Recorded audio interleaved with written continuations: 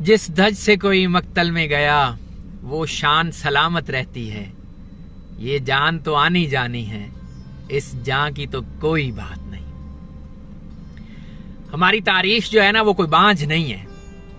तारीख ने हमेशा ऐसे सूरमे पैदा किए हैं जिन्होंने अपने हक के लिए आवाज उठाई।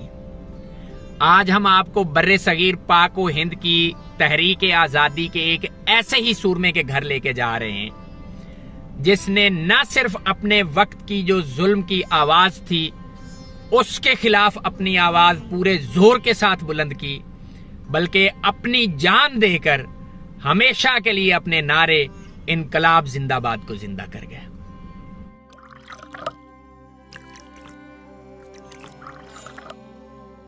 हो सकता है आपने इसके ऊपर पहले भी YouTube के ऊपर वीडियोस देख रखी होंगी, लेकिन मेरी वीडियो इस वजह से मुनफरिद है कि इसमें आपको पूरे तारीखी हवाले मिलेंगे। सरदार भगत सिंह कौन था, कहां पैदा हुआ, कहां तालीम हासिल की, किस जुर्म में उसने सजा पाई, कब उसको फांसी दी गई, उसकी कब्र किधर है। आपने पहली जो वीडियोस देखी होंगी, एक बंदा है उसने कैमरा उठाया हुआ है, वो हवेली जाके पहुंच जाता है, जी ये फलानी तस्वीर है, ये भगत सिंह की तस्वीर है, ये अब्बे की भाई वो कौन था, वो कहां पैदा हुआ, उसने क्या काम किया, क्या उसके तज़किरे हैं, वो कोई नहीं आपको बताएगा। तो अगर आपने ये चीज देखनी है पूरे तारीखी हवाले के साथ तो ये वीडियो आपके लिए। चलें तो अपना सफर शुरू करते हैं। ये जड़ावाला फैसलाबाद रोड है, उसके ऊपर ये बोर्ड लगा हुआ है। यहां से हम लोग राइट लेंगे और राइट लेके फिर आगे जो रोड जा रही है उसके ऊपर लग के हम सरदार साहब के घर को जाएंगे।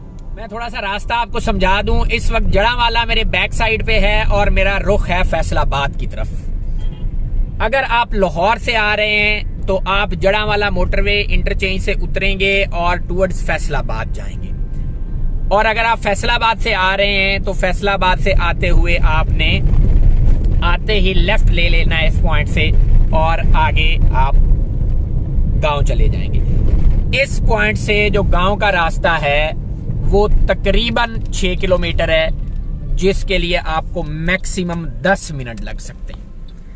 तो अगर आप एक तारीखी जगह देखना चाहते हैं तो मेरे ख्याल में 10 मिनट निकालना कोई इतनी बड़ी मुश्किल बात नहीं है। अब यहाँ पे जड़ावाला मेरे फ्रंट पे आ गया है और देखिए 200 मीटर्स के बाद कह रहा है टर्न लेफ्ट। फैसलाबाद मेरे बैक पे है और जड़ावाला जो है वो मेरे फ्रंट पे अब आ गया। और यहाँ से आगे ये देखिए TCF primary school, Interloop campus, Chak 105, गाफ बे वंगे। ये जिधर साइन बोर्ड लगा हुआ है ना, इस तरफ को आपने मुड़ जाना है और 6 किलोमीटर के ऊपर जो है वो वंगे गांव है। ये जो साइन बोर्ड यहाँ पे लगा हुआ है ये काफी इसको जो है ना आगे से रश हो गया हुआ है, तो ये नॉर्मली आपको नजर शायद ना आए, लेकिन साइन बोर्ड एक यहाँ पे भी लगा हुआ है तारीखी हवेली सरदार भगत सिंह का। उधर से अगर आ रहे हैं आप जड़ावाला वाली साइड से तो ब्लू कलर का है और अगर आप फैसलाबाद की तरफ से आ रहे हैं तो इस स्टॉप पे साइन बोर्ड लगा हुआ है, लेकिन स्टॉप पे क्योंकि रश ज्यादा है तो उस वजह से शायद आप ये देखिए कंटिन्यू फॉर 3 किलोमीटर बता रहा है। तो यहाँ से 3 से 4 किलोमीटर के बाद जो है आपका तारीखी हवेली सरदार Bhagat Singh. In 200 meters, turn left. अब आ जाए इस बात के ऊपर के सरदार भगत सिंह कौन थे। Continue for 800 meters. सरदार भगत सिंह जो थे वो 28 सितंबर 1960 को इस गांव बंगा, तहसील जड़ावाला, जिला फैसलाबाद में उस वक्त लायलपुर हुआ करता था, यहाँ पे पैदा हुए। अब ये जो जड़ावाला है, जड़ावाला, दीपालपुर और भलवाल,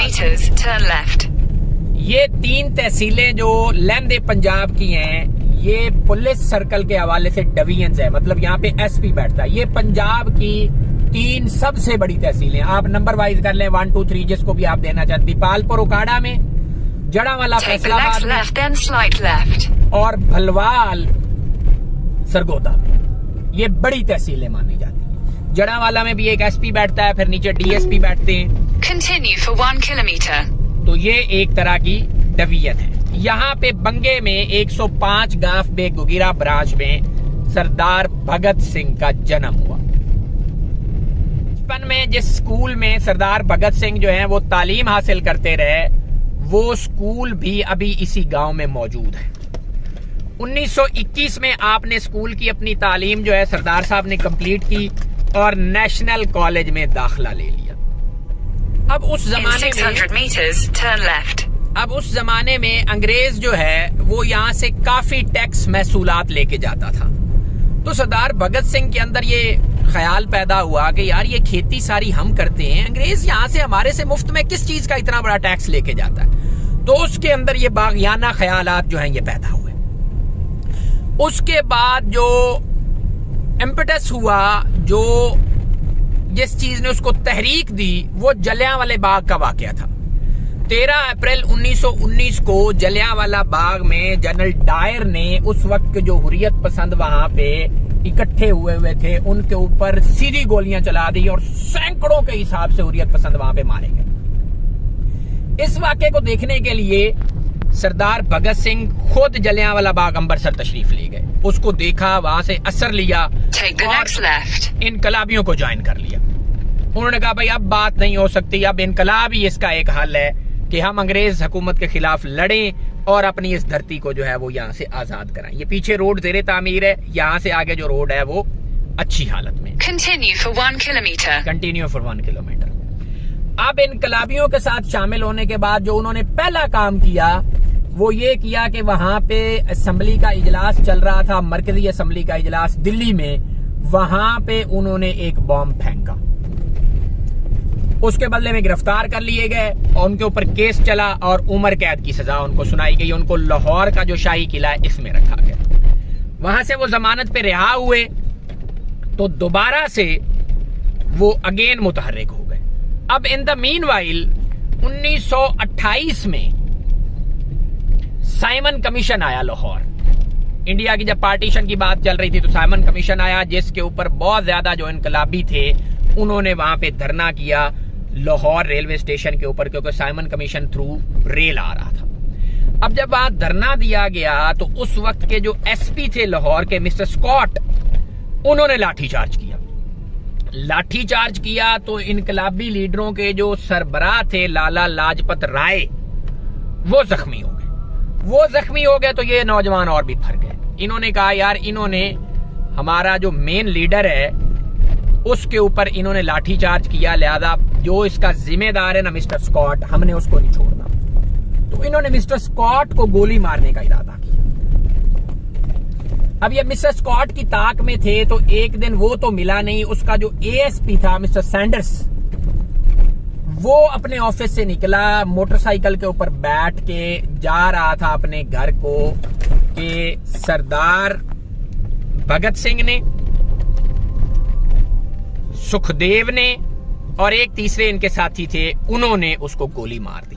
ये देखें यहाँ पे बोर्ड लगा हुआ है, welcome Chaudhary Mohammad Iqbal Virk, senior advocate Lahore high court, और चौधरी साकिब इकबाल विर्क, मालिक तारीखी हवेली सरदार भगत सिंह। ये नीचे बिलाल विर्क साहब जो हैं उनका फोन नंबर भी लगा हुआ 0345786886। ये आगे गांव जो है वो पास आगे। इन्होंने गोली मार दी। जो उसका हवालदार था, जो संतरी साहब था जैन, उसने पीछा किया सरदार भगत सिंह का, तो सरदार साहब ने उसको भी गोली मार दी। डीएवी कॉलेज गए, वहां पे कपड़े बदले और इधर उधर गायब हो गए। आफ्टर ऑल पकड़े गए। उस वक्त खान बहादुर एक हुआ करता था, अब्दुल गफ्फार खान बहादुर के पास इख्तियार हुआ करता था। अंग्रेज का दिया हुआ यह खिताब था कि खान बहादुर एक तरह का एसएचओ होता था, वो अंग्रेज सरकार के लिए काम करता था, जहां पे किसी को देखता था वो अरेस्ट कर लेता था।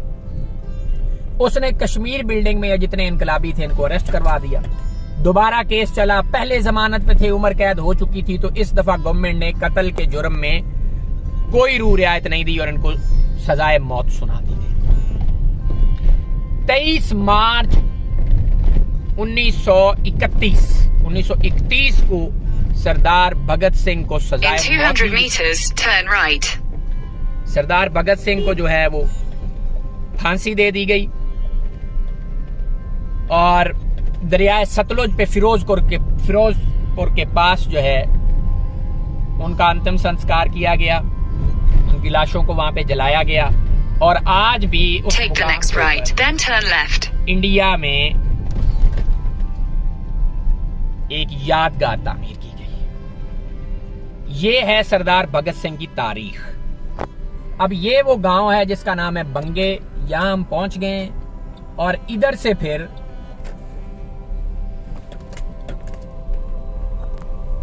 इस गांव से हम अब अगली जो कहानी है वो आपको हवेली में In पहुंच 300 meters, turn right.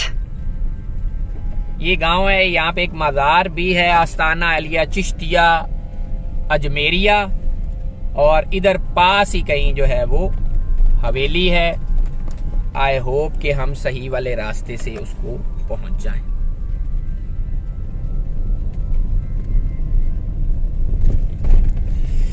ये है जी बंगे 105 बंगे गाफ बे का मतलब है गोगीरा ब्रांच, मतलब यहाँ से जो पानी इस गांव को आके लगता है वो गोगीरे ब्रांच का है। बस आगे पास ही हवेली आ गई है।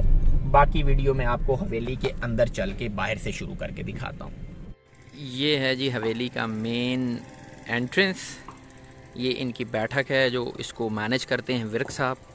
और ये बाहर कुछ साइन बोर्ड्स लगे हुए हैं जिनके ऊपर सरदार साहब की जो हिस्ट्री है वो लिखी हुई है। और ये गली है इस साइड पे हवेली है। एक ये हवेली के बाहर इन्होंने अपना वेलकम साइन बोर्ड लगाया हुआ है कि हम तारीखी हवेली के स्पेशल विज़िट करने पर मेहमान आने ग्रामी को दिल की अथाह गहराइयों से खुशामदीद कहते हैं। ये दरवाज़ा है जी हिस्टोरिकल हवेली सरदार भगत सिंह का, ऊपर गुरमुखी में लिखा हुआ है और नीचे ये दरवाज़ा है। अभी हम इसके अंदर चलते हैं।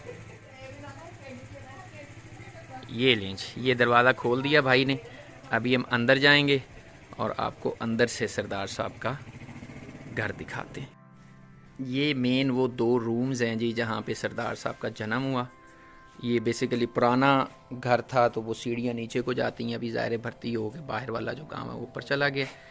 Welcome Chaudhary Mohammad Iqbal Virk, Chaudhary Saqib Iqbal Virk, senior advocate Lahore. ये 5-6 स्टेप्स हैं जी। और उसके बाद फिर ये रूम है सरदार साहब का। सबसे पहली चीज़ जो यहाँ पे देखने वाली है वो भगत सिंह के माता पिता और उनकी अपनी फ़ोटो है। ये भगत सिंह की अपनी तस्वीर है और ये उनके फादर हैं, उनके पिताजी सरदार किशन सिंह, और ये उनकी माता जी हैं विद्यावती, जिन्होंने पंजाब के इस सूरमे को जन्म दिया। इन 2 तस्वीरों के देखने के बाद जो सबसे इम्पॉर्टेंट तस्वीर है यहाँ पे देखने वाली, वो सरदार भगत सिंह की ये वाली तस्वीर है। इसमें जब उनको कैद किया गया, अरेस्ट किया गया, तो ये CID इंस्पेक्टर है राइट पे जो सरदार बैठा हुआ है, सफ़ेद पगड़ी वाला और सफ़ेद दाढ़ी वाला, वो सरदार साहब की, सरदार भगत सिंह की इंटेरोगेशन कर रहा है बैठ के जेल में। और ये देखें, ये सरदार भगत सिंह को जो है यहाँ पे बेड़ियाँ उसी तरह से लगी हुई हैं, हथकड़ी लगी हुई है, लेकिन वो सूरमा जिस तरह होता है ना, बिल्कुल ऐसे आंखों में आंखें डाल के बात कर रहा। और दूसरी तस्वीर जो है वो ये पेंटिंग है। ये किसी आर्टिस्ट का अपना तख़य्युल है कि उसने ढाला है। सरदार साहब उसमें बैठे हुए किताब पढ़ रहे हैं और बाहर जो है वो एक संतरी खड़ा हुआ है। उसके बाद जो देखने वाली चीज़ है वो यहाँ का ये चरखा है। इसके बारे में कहा जाता है कि जो सरदार भगत सिंह की माता थी वो ये चरखा चलाया करती थी। और ये जो चक्की के 2 पोड़ हैं जिनको पाट कहते हैं वो भी यहाँ पे मौजूद है। और इम्पॉर्टेंट चीज़ जो है इस चरखे के साथ वो ये कौड़ियाँ हैं। ये देखें, ये कौड़ियों का एक हार बना हुआ है और ये एग्जैक्ट उसी वक्त का है, ओरिजिनल अपनी पोजीशन में, जब इस चरखे को यहाँ पे चलाया जाता होगा। ये है जी चंद्रशेखर आज़ाद की तस्वीर। इसको साथ इसलिए लगाया गया है कि सरदार भगत सिंह इसको अपना गुरु भी मानते थे और रूहानी उस्ताद भी मानते थे।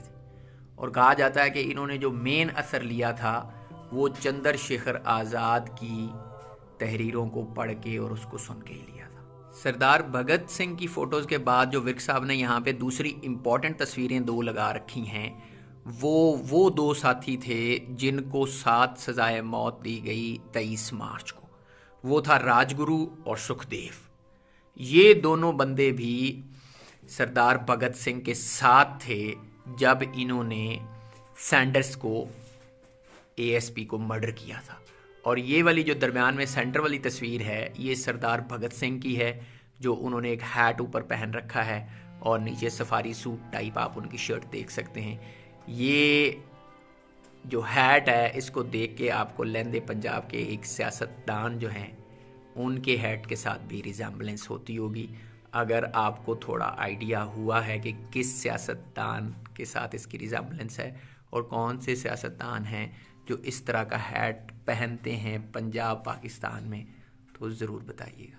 ये कॉपी है जी उस एफआईआर की जो मैंने आपको पहले बताया कि सरदार भगत सिंह को पहले एक बॉम्ब केस में अंदर किया गया था। ये बॉम्ब केस की एफआईआर है। Copy of the FIR of so called bomb outrage, police museum Delhi से ये ली गई है तस्वीर।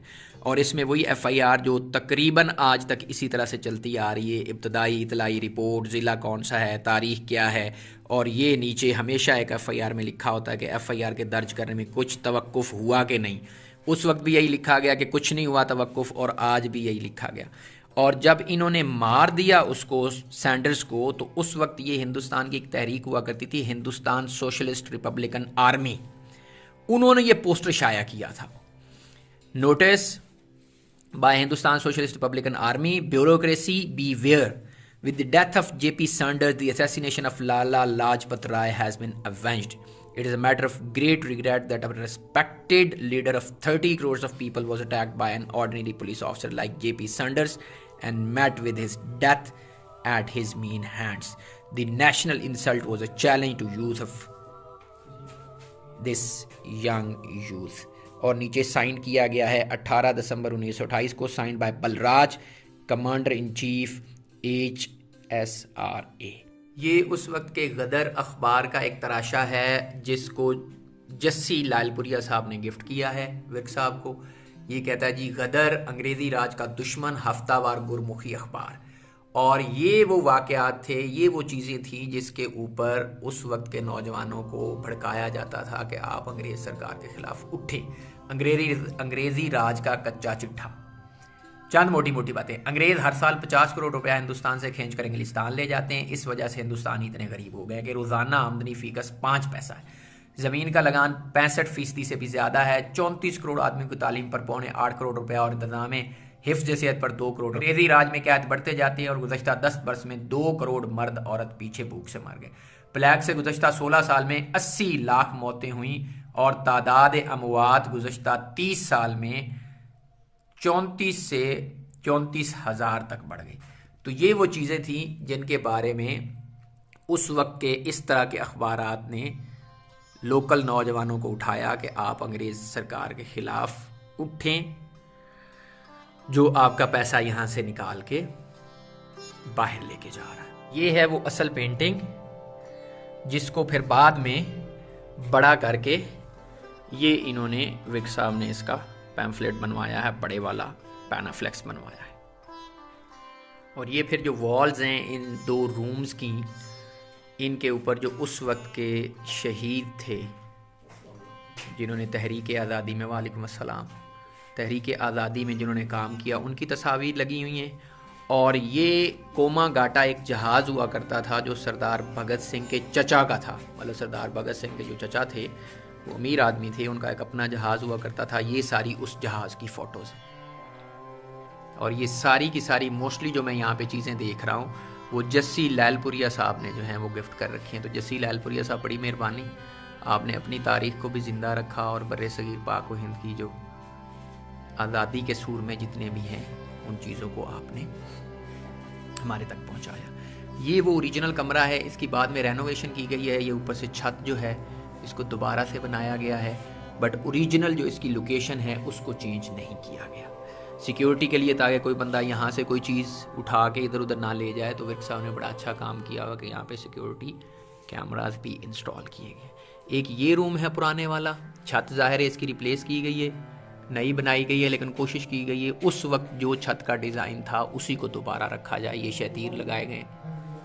और ये फिर आज़ादी के जितने सूरमास थे, ये जतिंद्र नाथ सन्याल की फ़ोटो है ये वाली, फिर अजय कुमार घोष हैं ये, फिर ये माता रल्ली देवी हैं सुखदेव की जो माँ थी, और फिर ये माता पार्वती बाई हैं जो राजगुरु की मदर थी, मतलब सुखदेव की मदर और राजगुरु की मदर की फ़ोटोज़ भी यहाँ पे लगाई गई। फिर ऊपर ये जितने आपको सरदार वीर नज़र आ रहे हैं, ये सारे के सारे वो लोग हैं जिन्होंने अपने अपने हिस्से का जो चिराग था वो रोशन किया और जंग आज़ादी में अपना अपना हिस्सा डाला।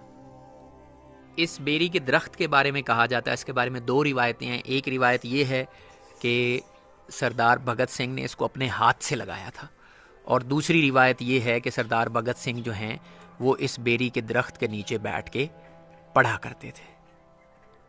और ये वो तिजोरी थी जो आपने पहले भी कुछ वीडियोस में देख रखी होगी, जो कि सरदार साहब की जो फैमिली थी उसके ज़ेर इस्तेमाल थी, और इस तिजोरी में ज़ाहिर है उनका जो कोई जमा खर्च था, जो चीज़ें थी वो अपनी रखते थे। ये अभी भी अपनी उसी ओरिजिनल हालत के अंदर जो है वो मौजूद है।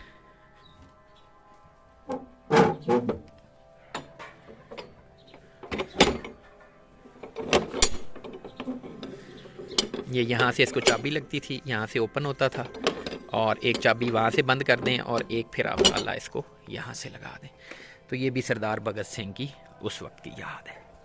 ये हैं वो 2 रूम्स जिनकी कीमत 50 करोड़ रुपया लगाई गई है विर्क साहब को कि जी आप हमारे से 50 करोड़ रुपया ले लें और ये तारीख़ी विरसा हमें दे दें।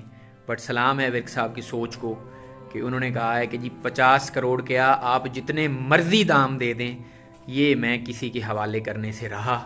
हाँ, ये सरदार भाइयों का है, उनका जब दिल करे उनका ऐलान है कि 24 घंटे में, कोई इंडिया से सरदार आया हुआ है, कोई कहीं से भी आया हुआ है, 24 घंटे में किसी भी टाइम वो हमें कॉल करें, हम रात को उठ के जगा के भी उनको दिखाने के पाबंद हैं। आपने ये नहीं सोचना कि यार रात का टाइम है या दिन का है, पता नहीं इस वक्त होंगे या नहीं होंगे।